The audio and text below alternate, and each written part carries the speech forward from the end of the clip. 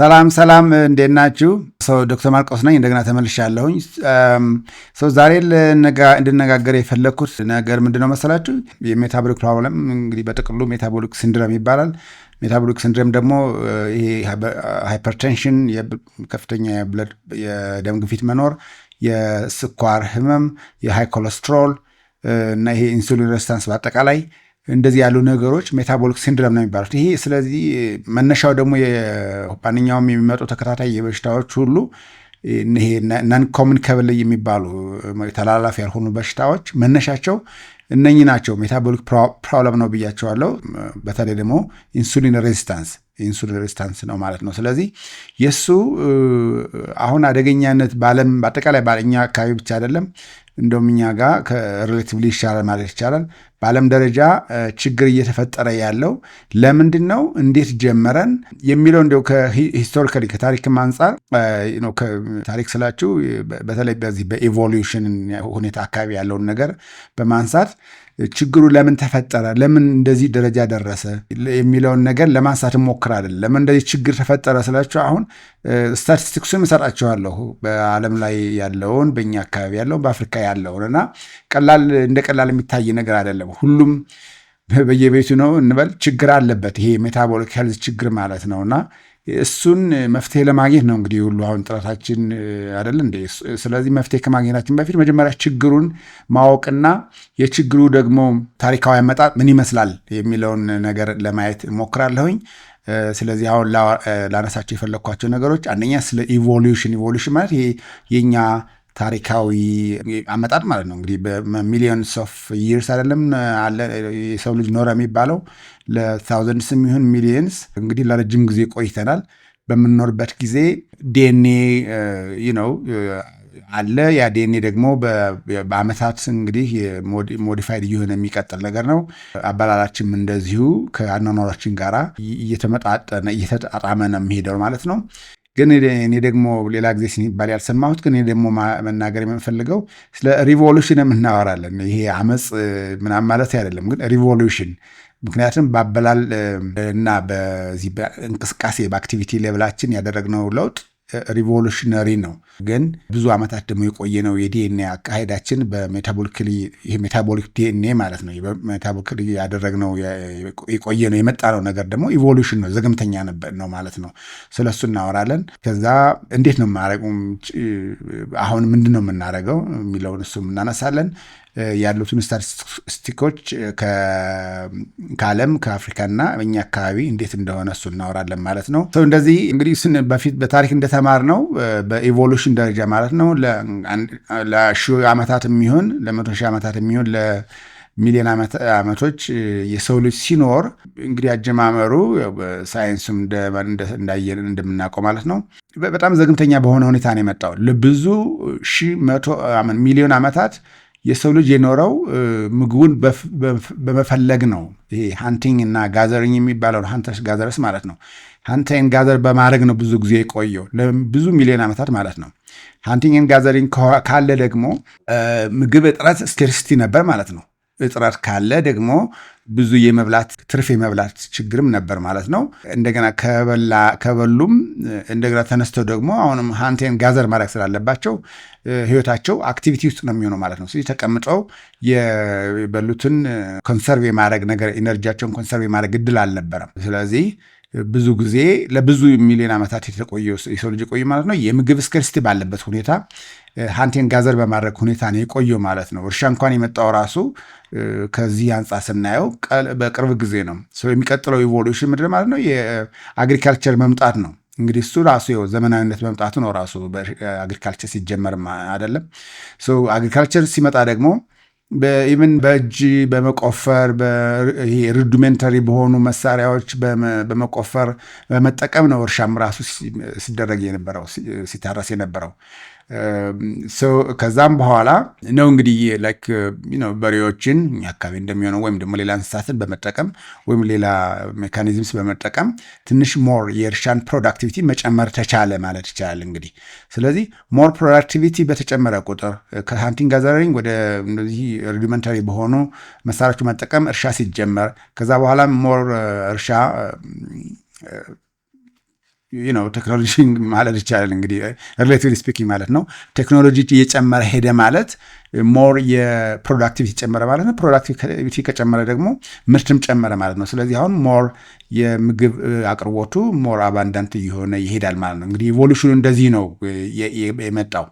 ሞር አባንዳንት በሆነ ቁጥር ሰው የመብላት እና ብዙ የመብላት ሁኔታው ያለመራብ ኮንዲሽኑ እያነሰ ነው የሚሄደው። ስለዚህ በሃንቲንግ ጋዘሪንግ ጊዜ ስኬርሲቲ ነበረ።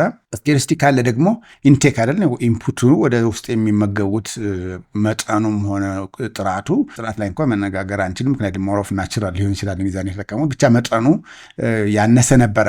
አነስተኛ ከሆነ ብዙ አይበሉም ማለት ነው። ብዙ ካልበሉ ደግሞ ሰውነታችን የሚያጠራቅመው ነገር ኤክስትራ የሆነ ነገር አይኖርም ነበር ማለት ነው። ስለዚህ ኢንቴኩ ራሱ ኢንፑቱ ሎው ትንሽ ነበር ማለት ነው ስኬርሲቲ ስለነበረ። ከዛ ደግሞ እንደገና አውትፑትም ብዙ ነበር። አውትፑት ማለት አክቲቪቲ ኤነርጂ ዲማንዱ ሀይ ነበረ። ምክንያቱም ሰዎች ተነስተው ስራ መስራት ካለባቸው ከአንት ጋዘር ማድረግ ካለባቸው እርሻ ወጥተው ማረስ ካለባቸው በኋላም ደግሞ ንግድ የሚባል ነገር ከመጣ በኋላ ሩቅ ሀገር ሄደው መነገድ እና ጉድስ ኤክስቼንጅ አድርገው ለመምጣት ረጅም ጊዜ መሄድ ካለባቸው ይሄ ሞር ኤነርጂ ዲማንድ ያደርጋል። ስለዚህ መልሰው ወደ አውትፑትነት ይቀይሩት ነበረ ማለት ነው። ሰው የምናየው ዛኔንም በብዙ ሺዎች ዓመታት በፊት እንግዲህ እስከ ከመቶ ዓመት በፊት ልበለው እንግዲህ የፉድ ስኬርሲቲ ነበር ማለት ነው። አሁን ግን ለውጡ ምንድን ነው? ፉድ ስኬርሲቲ ምግብ ችግር ያለበት ቦታ አለ። ግን በአጠቃላይ ግሎባሊ ስናየው አባንዳንት ነው። ለምን? ይሄ ሜካኒካል አግሪካልቸር ኢንዱስትሪያል አግሪካልቸር እና የሆነ ነገር ሲመጣ በቀላሉ ምግብን ማምረት ስለቻለ፣ ስለዚህ ሞር አባንዳንት እየሆነ ሄደ። አባንዳንት በሆነ ቁጥር ደግሞ ሰዎቹ ብዙ የመመገብ እድላቸውን እየጨመረ ሄዱ ማለት ነው። ሞር ፕሮዳክቲቭ ከሆኑና አክቲቪቲያቸውን ሞር ፕሮዳክቲቭ ሆኑና ፕሮዳክቲቪቲያቸውን ጨምረው ብዙ ማምረት ከጀመሩ ደግሞ ምን ይሆናሉ? ሰዎቹ የማረፍ እድላቸው እየጨመረ ይሄዳል ማለት ነው። አረፉ ማለት ደግሞ የኤነርጂ ዲማንዱን እየቀነሰ ሄዱ ማለት ነው። እና ይሄ ፕሮግሬሽኑ እንደዚህ ነው የሚሆነው። ከባድ ለውጥ የመጣው ግን መቼ ነው ብለን ብንናገር በተለይ ይሄ ኢንዱስትሪያል አግሪካልቸር ማለት ምርታማነት እየጨመረ ሲሄድና እርሻም እንደዚሁ በስፋት በመታረሱ ምክንያት ምግብ ምርቱ እየጨመረ በሄደ ቁጥር የምግብ አቬይላቢሊቲ እየጨመረ በሄደ ቁጥር ሰዎቹ ከሚገባው በላይ በመመገባቸው ሞር የምግብ እና የኃይል ስቶሬጅ ተጀመረ። ይህ ስቶሬጅ ደግሞ ኢነርጂ ዲማንዱም እየቀነሰ በመሄዱ ማለት ምክንያቱም እነኝህ ሰዎች በቀላሉ አምርተው ብዙ ነገር ማምረት ከቻሉ የኤነርጂ ኤክስፔንዲቸሩ ኤነርጂ ዲማንዱ እየቀነሰ ነው የሚሄደው። ስለዚህ ሞር ረፍት እየመጣ ይሄዳል። ረፍት ከመጣ ደግሞ የምግብ የኢነርጂ ስቶሬጁ እየጨመረ ይሄዳል ማለት ነው። ላለፉት ዓመታት ደግሞ ይሄ ለውጥ በጣም ራዲካሊ የሆነ የመጣው ምክንያቱም አሁን ምግብ ምርት ማምረት ብቻ በበቂ ሁኔታ ማምረት ብቻ ሳይሆን የአኗኗር ዘይቤውም ለምሳሌ በእግር በረጅም ጊዜ ተሂዶ ለምሳሌ ንግድም የሚሄድ ከሆነ ለረጅም ጊዜ ሄዶ መነገድ፣ እርሻም ከሆነ በበሬ እንደዚህ ማረሱ ቀርቶ ማሽነሪዎች ማረስ ተጀመረ። ስለዚህ የነኝህ ደግሞ ያመጣው ነገር ምንድን ነው? ሰዎች ብዙ ጊዜ የመንቀሳቀስ እድላቸውን እየቀነሰ ይሄዳል ማለት ነው። እንደውም ይባስ ብሎ ከዛ በኋላ መኪና መጣ፣ በእግር መሄድ ቀረ። እንደገና ደግሞ ስራ ቦታ ሄዱ ደግሞ ተንቀሳቅሶ መስራት ቀርቶ አሁን በኮምፒውተር ላይ ተቀምጦ መዋልም ተጀመረ። ይህ ሁሉ የአክቲቪቲ ሌቭሉን የኢነርጂ ዲማንድን ሞር እየቀነሰ ነው የሚሄደው ማለት ነው። ያ ማለት ኦኬ በቂ ምግብ እየበላን ነው አይደለም፣ ምግብ አባንዳንት እየሆነ ስለሆነ አሁን እንግዲህ ከበቂ በላይ ምግብ እየበላን ነው። ኤንዲየት ደግሞ እንደገና ተቀምጠን እንውላለን ማለት ነው። አክቲቪቲ ሌቭላችን ቀንሰናል። ስለዚህ ሁለቱ የነበረውን ሚሊየንስ ኦር ታውዘንድስ ኦፍ ይርስ የነበረውን የኢቮሉሽን የሚቃረን ኢቮሉሽን ማለት ሜታቦሊክ ፕሮብለም ችግር እየመጣ ነው፣ ሁኔታ እየመጣ ነው ማለት ነው። የእኛ ዲኤንኤያችን የሚከተለው ሁሌ የእኛን ኢቮሉሽን አካሄድ ለብዙ ዓመታት የምናደርገውን እንቅስቃሴ ተከትሎ ነው የምግብ አወሳሰድ የምግብ ኤክስፔንዲቸር በርን እንዴት እንደምናደርግ እያየ ነው ሜታቦሊክሊ ዲኤንኤያችን ሞዲፋይድ አድጀስትድ እየሆነ የሚሄደው። ስለዚህ ሰውነታችን የሚያውቀው ለዛ ለብዙ ሺህ ዓመታት ወይም ሚሊዮን ዓመታት ስንከተል የነበረው የአኗኗር ዘይቤ ነው። የምግብ አጠቃቀምና የኢነርጂ አወጣጥ ተከትሎ ነው ሞዲፋይድ ሆኖ የተቀመጠው።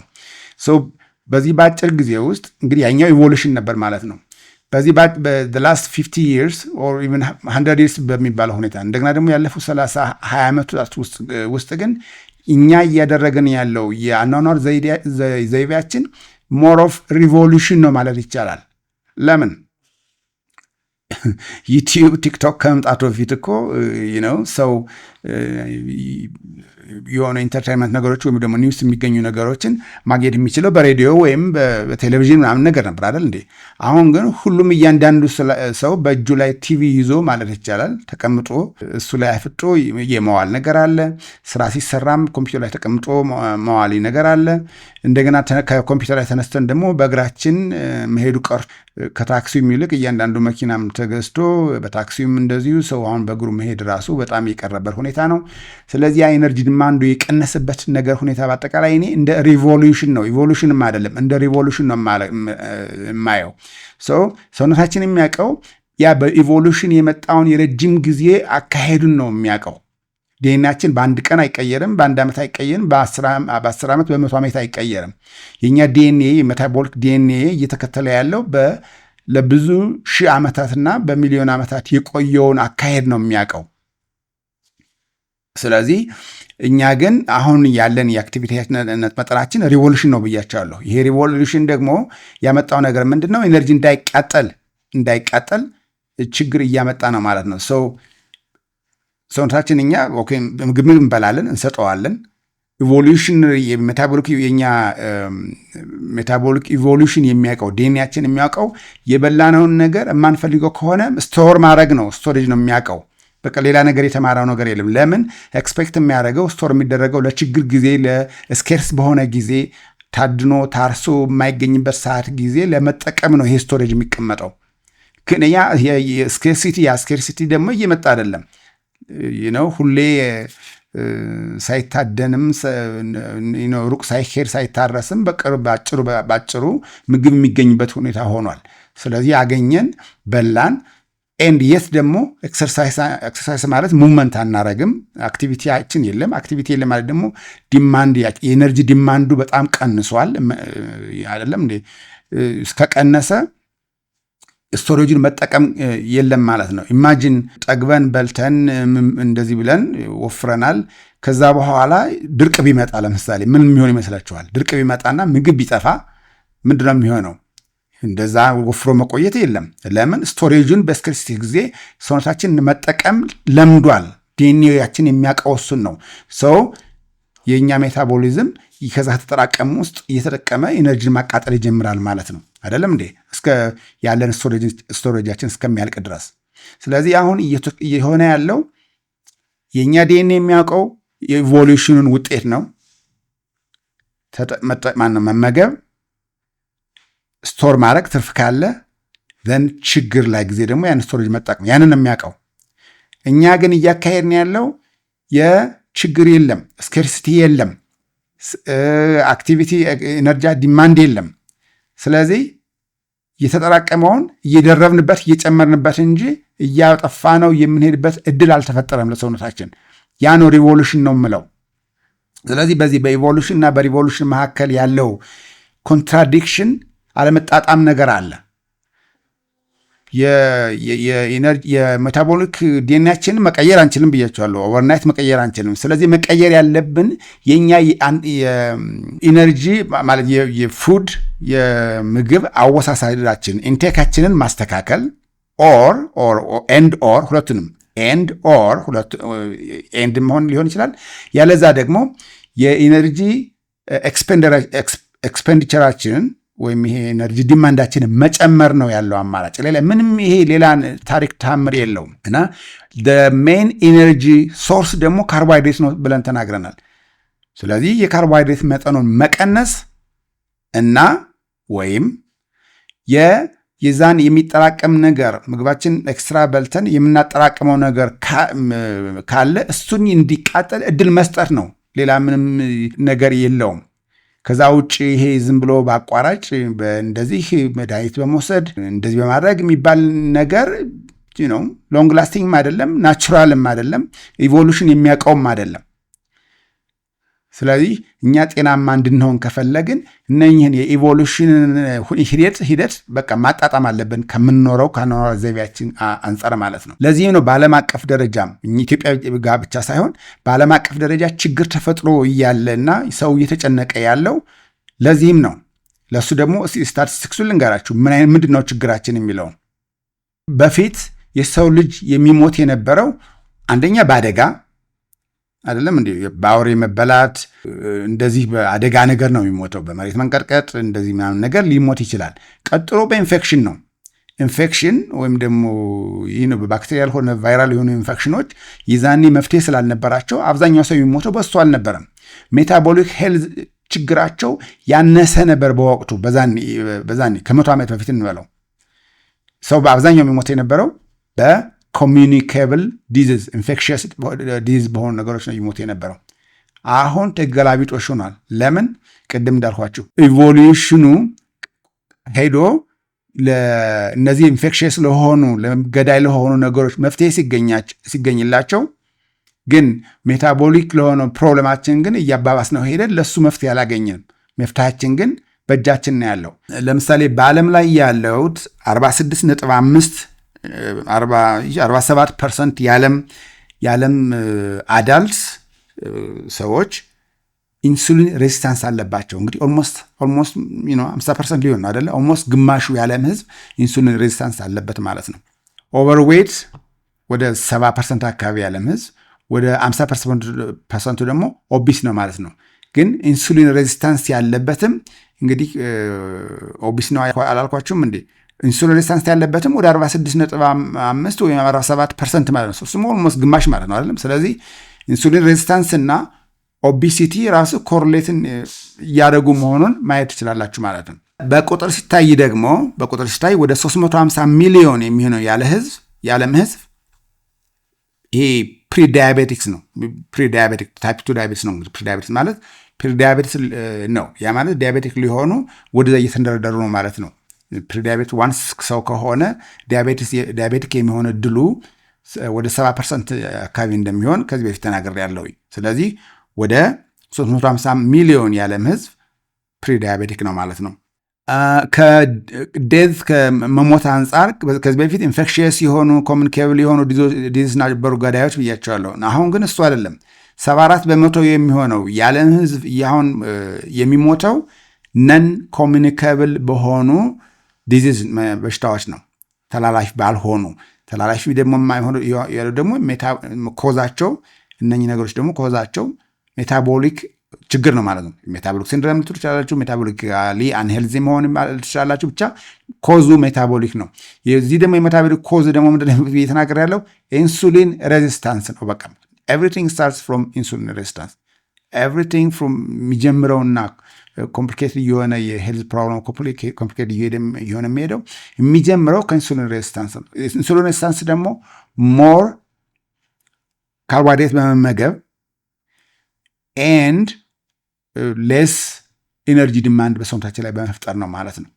ሶ ኢንሱሊን ሬዚስታንስ ኢዝ ዘ ኮዝ ኦፍ ኦል ሜታቦሊክ ፕሮብለምስ የሚመጡ ነገሮች ኮምፕሊኬሽንስ ማለት ነው። በዓለም ላይ እንደዚህ እንደሆነ ተናግሬ ያለው አፍሪካ እንግዲህ ከኢቮሉሽንም ከቴክኖሎጂ እና ከእንደዚህ አጠቃቀም አንጻር ስታዩ ደግሞ እንግዲህ አፍሪካ በተቻለ መጠን ኋላ ቀር ተብለን የምንባል አህጉር ነው። ስለዚህ ዝቅ ማለት አለበት አይደለ?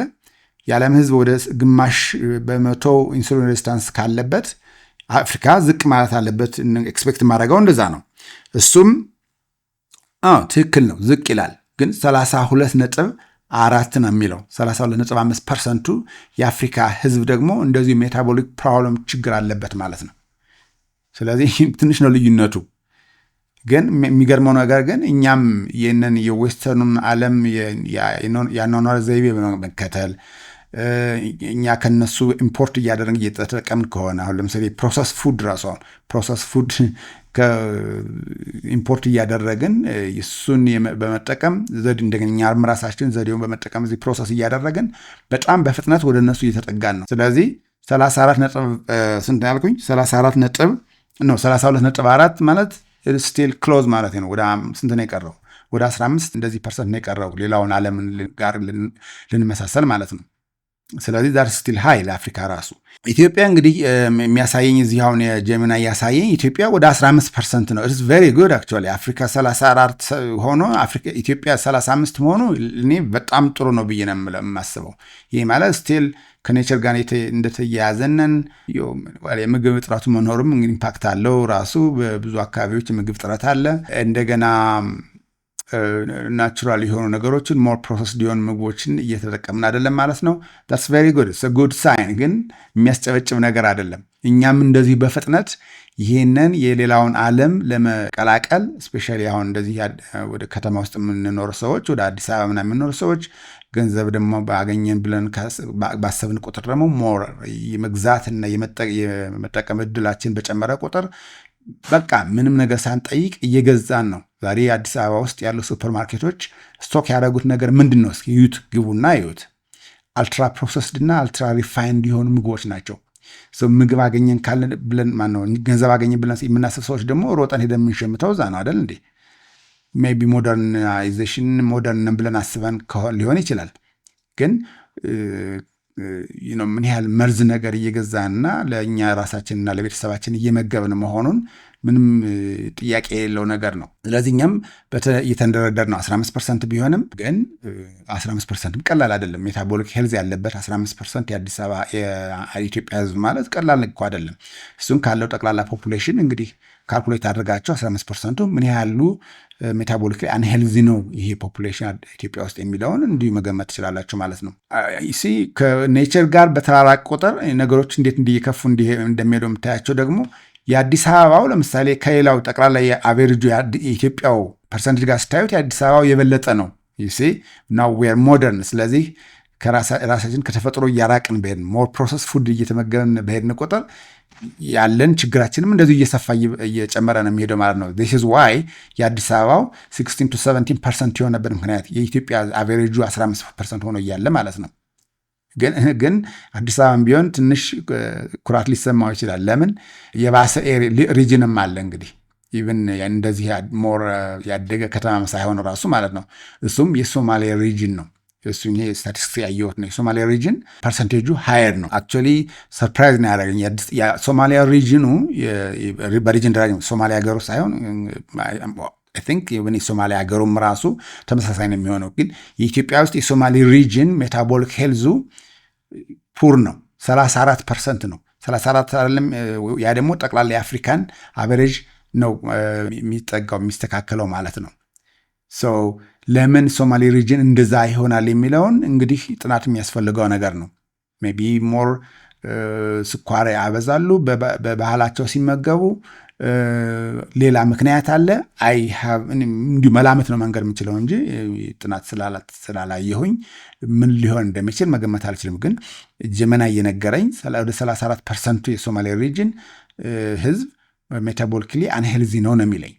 ስለዚህ የሚታሰብበት ነገር ማለት ነው። ስለዚህ በጥቅሉ አሁን ይሄ ሜታቦሊክ ሄልዝ ፕሮብለም ኤፒደሚክ ነው ማለት ነው አይደለም እንዴ? ኤፒደሚክ በቃ ወረርሽኝ እንደ ወረርሽኝ እየተስፋፋና ጤናችን እያጓደለብን ነው ማለት ነው። ፓንዴሚክ እና ኤፒደሚክ እንግዲህ ታውቃላችሁ። እንግዲህ ፓንዴሚክ የሚያደርገው ሞር አንገብጋቢና እንደዚህ ለኮቪድ አይነት ችግሮች ሲመጣ ማለት ነው። ግን እኔ ሳየው ግሎባሊ ሳየው ይሄ አሁን እየሆነ ያለው ነገር የሚገለን ስሎው ቀስ ብሎ የሚገለን ነገር ስለሆነ ነው እንጂ ከኮቪድ እኔ እንደው ብዙም ይለያል ብዬ የምናገረው አይደለም። ግን እንደ ኮቪድ ባንዴ አፍኖ እንደዚህ የሚገለን ነገር አይደለም። ይዞ የኳሊቲ ኦፍ ላይፋችንን በጣም ቀንሶ አሰቃይቶ የሚገለን አይነት ሁኔታ ነው። ይሄ ደግሞ ወደፊት በዓለማችን ላይም ሆነ በአካባቢያችን ላይ ምን ያህል ፕሮዳክቲቭ ህዝብ እየተፈጠረ ነው ማለት ነው። ምን ያህል ጤናማ እና መፍትሄ ግን አለ። በኢንዲቪጁዋሊ እያንዳንዳችን መፍትሄ ማድረግ የምንችለው ነገር ግን አለ። ያም ምንድን ነው?